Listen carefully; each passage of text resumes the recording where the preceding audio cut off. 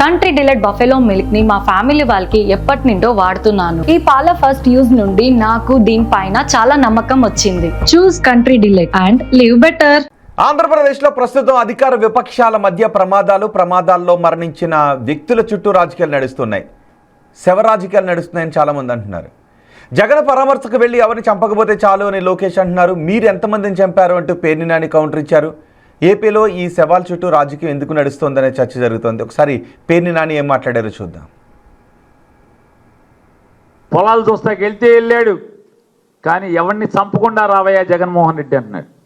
అరే చంపే అలవాటు అయ్యా లోకేష్, మనుషుల్ని చంపే అలవాటు మీ నాన్నది నీదే అనేది చరిత్ర చెప్తుంది.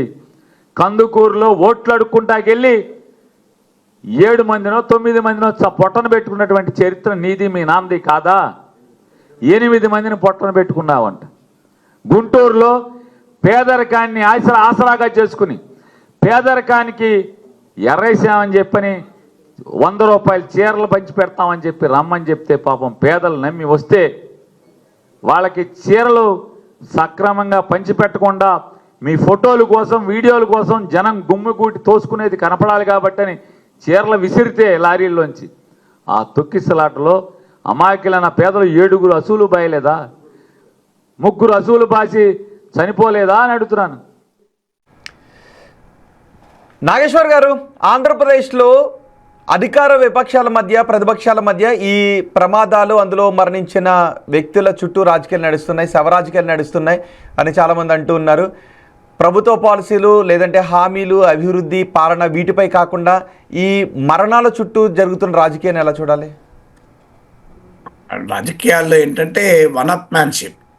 ఇటీవల వరుసగా జరుగుతున్న ఆలయ ప్రమాదాలు, తిరుపతితో స్టార్ట్ అయింది, తర్వాత సింహాచలం, ఇటీవల కాశీబుగ్గ. సో ఈ 3 ఆలయాలు వరుసగా జరగడము, దాంతో తెలుగుదేశం పార్టీ ఇరకాటంలో పడింది. ముఖ్యంగా కూటమికి ప్రశ్నలు ఎదురయ్యాయి. ఎందుకంటే ఒక ఇన్సిడెంట్ అంటే తప్పించుకోవచ్చు. ఇప్పుడు తిరుపతి జరిగింది. తిరుపతి ఏమన్నారంటే వెంటనే ఆ టోకన్ల విధానాన్ని అప్పుడు జగన్ ప్రారంభించాడు, ఆ జగన్ పెట్టిన విధానం వల్లనే జరిగింది అని కావాలని చెప్తాను. జగన్ పెట్టిన విధానం తప్పకుండా మార్చుకోవచ్చు కదా, కానీ దాన్ని గత ప్రభుత్వం అని నెట్టేసే ప్రయత్నం చేశారు. తర్వాత సింహాచలం జరిగింది, ఆన్సర్ లేదు. ఇప్పుడు కాశీబుగ్గ జరిగింది, మళ్ళీ ఇది ప్రైవేట్ ఆలయం, మాకు సంబంధం లేదనే రీతిలో మాట్లాడారు. సో ఎప్పుడైతే ఈ వరుస ఘటనలు జరుగుతున్నాయో ఒక రకమైన డిఫెన్స్లోకి కూటమి ప్రభుత్వం పడిపోయింది. అంటే రియల్ టైం గవర్నెన్స్ అని, టెక్నాలజీ వినియోగము, ఇవన్నీ కూడా చంద్రబాబు నాయుడు బ్రాండ్ నేమ్స్. ఎందుకంటే పాలనా దక్షత అనే అంశంలో ప్రజలు ఇప్పటికీ చంద్రబాబు నాయుడికే మార్కులు వేస్తారు, జగన్కి వేయరు. సంక్షేమ విషయంలో జగన్కి ఎలాగైతే మార్కులు పడతాయో చంద్రబాబు నాయుడుకు అభివృద్ధి, పాలన, సమర్థవంతమైన పాలన, ఇలాంటి అంశాల్లో గవర్నెన్స్, డెవలప్మెంట్ విషయంలో టీడీపీ సపోర్టర్లే కాదు జనరల్ ఓటర్లో కూడా చంద్రబాబు నాయుడు బ్రాండ్కు ఉన్న గుర్తింపు అది. కానీ ఈ వరుస ఇన్సిడెంట్లు ఏం చేస్తున్నాయంటే ఆ బ్రాండ్నే ప్రశ్నిస్తున్నాయి. ఇప్పుడు సూపర్ 6 అమలైందా కాలేదా అని చర్చ కాదు ఇది.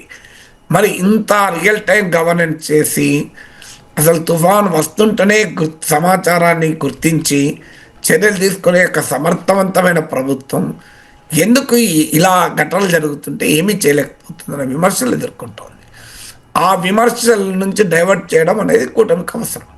అందుకే జగన్మోహన్ రెడ్డి వెళ్ళినప్పుడు ఏమవుతుంది, ఇంకో కార్యకర్త కారు కింద పడిపోయాడు, జగన్మోహన్ రెడ్డి అమానుష్యంగా ఉన్నాడు అనే నరేటివ్ బిల్డ్ చేయడం, చంద్రబాబు నాయుడు అమానుష్యంగా ఉన్నాడు అనే నరేటివ్ బిల్డ్ చేయడం వీళ్ళకి అవసరము, జగన్మోహన్ రెడ్డి అమానుష్యంగా ఉన్నాడని వేయడం వాళ్ళకి అవసరం. అందువల్ల ఇంత పూర్తిగా ప్రజలతో సంబంధం లేని వ్యక్తిగతమైన పర్సనాలిటీ డ్రివెన్ పాలిటిక్స్ పతాక స్థాయికి చేరాని దానికి ఇది ఒక ఉదాహరణ కదా. ఓకే, అంటే ఇవి అటెన్షన్ డైవర్ట్ చేసేటటువంటి ఆరోపణలు రాజకీయాలుగానే చూడాలా? మీరు దానికి ఏదైనా పేరు పెట్టండి, నేను చెప్పాను కదా. నేను దానికి ఏ పేరు పెడతారో, attention driving, attention డైవర్షనా, attention డెఫిసినా, Naman క్లేచర్ నాకు ఇంపార్టెంట్ కాదు, విషయం చెప్పినాను. సో రాజకీయాలు ఏంటంటే ఒకరిపైన ఒకరు పై ఎత్తులు వేస్తూనే ఉంటారు. ఇప్పుడు తిరుపతి నెయ్యి విషయంలో జగన్మోహన్ రెడ్డి మత విశ్వాసాలని ఆధారంగా చేసుకొని ఇరికించాలి అనేది తెలుగుదేశం ఎత్తుగడ. అందులో భాగంగానే ఆ కల్తీ నెయ్యి ఇష్యూ ముందుకు వచ్చింది. ఇప్పటివరకు ఏమీ తేలలేదు, కానీ పొలిటికల్ ప్రాపగండ అయితే అయిపోయింది కదా.